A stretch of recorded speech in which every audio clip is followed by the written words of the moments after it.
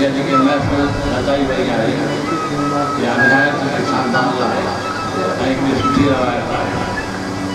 मुंहिंजी बि महफ़िल रचाई वई सेण में साईं इमदाद साहिब महिरबानी करे चंद घंटनि में या मिंटनि में मूंखे हिकिड़ो वॾो मकालो या शाइरी सिखी तमामु सुठी। मुंहिंजो मां ॿ टे लफ़्ज़ ॻाल्हायां थो हिन शहर सां मुंहिंजूं यादगिरियूं ऐं हिते जे अदीबनि सां मुंहिंजूं यादगिरियूं। साईं 1968 में मैट्रिक पास कई ऐं मां मलेरिया डिपार्टमेंट में जेके फुहार कंदा उन में इंस्पेक्टर थी आयो हुउसि 68 मां आराज़े जे सर्वे जे हवाले हुई ऐं 11 माण्हुनि सां कमु करण वारा कंदो आहे। असांखे रुॻो अहिड़नि गर्मियुनि जे ॾींहंनि में असांखे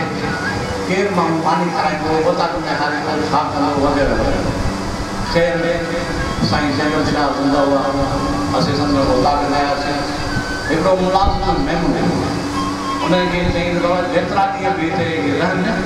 हिननि जे रहण जो बंदोबस्तु खाइण पीअण जो सॼो कुझु ज़िम्मेवारी कजाए। पहिरीं यादगिरी आहे। ॿी यादगिरी आहे त डॉक्टर ख़ान मोहम्मद पवर मुंहिंजो क्लास फेलो असीं ॿई 1971 में एसवी कंदा हुआसीं दादो मंझि अज़ीज़ रोहर या सतो ऐं मोहम्मद इद्रीस चांदी इहे असांजे क्लास फेलो आहे असीं पंहिंजी ऐं हिते ॿ टे दफ़ा क्लास हो आराज़ में अचणु थियो ऐं ख़ान मोहम्मद ॿ टे दफ़ा असां मानी कई। उन खां पोइ मां उस्ताद थी वियुसि मेरठ मां मुंहिंजी ट्रांसफर आराज़ी हाई स्कूल 1976 में मां पहुतुसि। उन वक़्तु में साईं अब्दुल समी कुरैशी हेड मास्टर हो साईं गुल मोहम्मद नागो साईं मोहम्मद कासिम साईं मोहम्मद इसा कुरैशी साईं अब्दुल कादर इहे जेके उस्ताद हुआ मां मूंखे एज़ाज़ी करण सां 8 क्लास में हुयो ऐं मुंहिंजो एज़ाज़ रहियो त साईं एजाज़ खां मुंहिंजो शागिर्दु ॿियो साईं शहनशाह जो फर्ज़ंद मूंखां नालो वठी विसरी विया उहो मुंहिंजा शागिर्द हुआ। मूंखे अजब लॻंदो हो माता गॾु बदिली थी अजब लॻंदो हो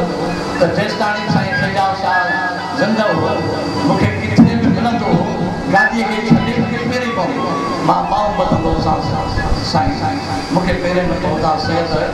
न मुंहिंजो उस्ताद न कुझु बि न चयो मां पहिरियों उहो मूंखे एॾी इज़त कंदो। उन खां पोइ मां जेको आहे सो पंहिंजो हीअ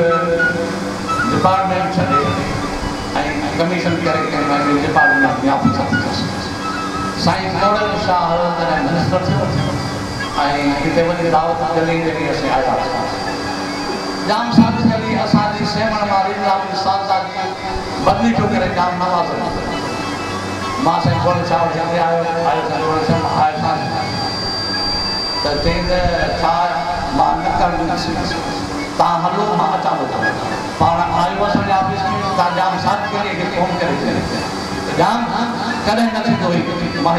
न बदिली करणु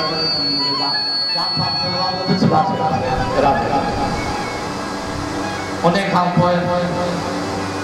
हिते अचणु वञणु थींदो हो छो जो मां उस्ताद उस्ताद हुआ ऐं मां ईंदो वेंदो हुउसि। उन खां पोइ हकीम काज़ी मोहम्मद मुराद ऐं उनजो हीअर मैनेजर आहियां उन्हनि जे कारोबार ऐं अटामी बि आहियां। उते साईं सवरी साहब जाम ईंदो साईं खादम जाम ईंदो वहीद अली रजब अली मंसूर अली मोहम्मद जुमन मोहम्मद इब्राहिम सिकंदर बलोच सरवर बलोच ये सब उसने वठी जॾहिं अदर बि कान सेण सभु उते हूंदो हुउसि चाचो सरवरी मुलाज़िम सरवरी 8 ॾींहं उते ऐं हिक ॿिए जे भेदभाव जो इस्लाह कराईंदा हुआ। काई साहब घणो इस्लाह कंदो ते सभु ईंदा ऐं काई साहब सभिनी खे चवंदो त मूंखे चई ॿुधायो ऐं काई साहब खे को बि जवाबु कोन ॾींदो हो जहिड़े हाल में ॿुधायो चई ॿुधा ऐं उते साईं असां ख़ादम साहब जेके भेल पाईंदे ऐं राग ॻाईंदे असां चङी तरह त अहिड़ी तरह सां हिकिड़ो आर्टिकल छपियो हो ख़ादम साहब जे बारे में जो छपियो आहे खटियार साहब जे वफ़ात थी त उन में मूंखे आर्टिकल में कुझु ढोल नज़र आया त जेके जेको आहे सो उनखे इख़बार खे लिखी इहो दुरुस्त कया अफ़सोस त इहा ख़बर नई त अहिड़ी ॻाल्हियूं थींदियूं उहे पढ़ाईअ सां ख़बर न पई सघियासीं उन खां पोइ जेको आहे सो जॾहिं पंहिंजो किताब ते लिखियो 7 सदनि खां मूं किताब लिखियो 500 सुफ़्हनि खां मथे किताब आहे त मूं आराज़ी जा जेके अदीब हुआ इन्हनि खे उन पंहिंजी किताब में जेको आहे सो जाइ अफ़सोस इहे मूंखे का सुठ कान पई मां किताब खणी अचां जंहिंमें हिकु चूंड गज़ल मुलाज़िम जो चूंड गज़ल लाल साईं जो जेको आहे सो ॾिनल आहे ऐं ख़ादिम साहिब जो बि जेको आहे सो ज़िंदगीअ जो अहवाल बि आहे ऐं ख़ान डॉक्टर ख़ान मोहम्मद जो ज़िंदगी अहवाल आहे साईं जेम्स जो जेको आहे साईं जंगल शाह जो जेको आहे ज़िंदगी में अहवाल आहे त अहिड़ी तरह सां मां हिते उस्ताद रही रहियो आहियां हाई स्कूल से छात्र त मुंहिंजूं जेके वाबस्ता जेके आहिनि सो हिते रहियूं थी सघे थो त मां हिन उता किथे पालियो हुजां ख़ान मोहम्मद सां गॾु ईंदुसि थी सघे थो मां हिन उता किथे पालियो हुजां त अहिड़े नमूने सां जेको आहे सो हीअ मेड़ाका जेके आहिनि इहे अमल आहिनि हीअ क़िस्मत वारनि खे नसीब थींदा आहिनि ऐं क़िस्मत वारनि खे तॾहिं जेको आहे क़िस्मत वारा माण्हू हूंदा आहिनि हर कंहिंखे सॾ ते केरु कोन थो अचे अॼु नफ़्सा नफ़्सी जो दौरु आहे सभु जेको आहे सो दिलि छॾाइण हूंदो आहे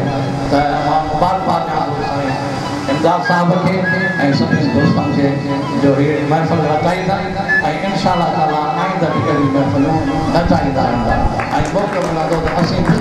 निहायत दिलि सां निहायत ख़ुशीअ सां जेको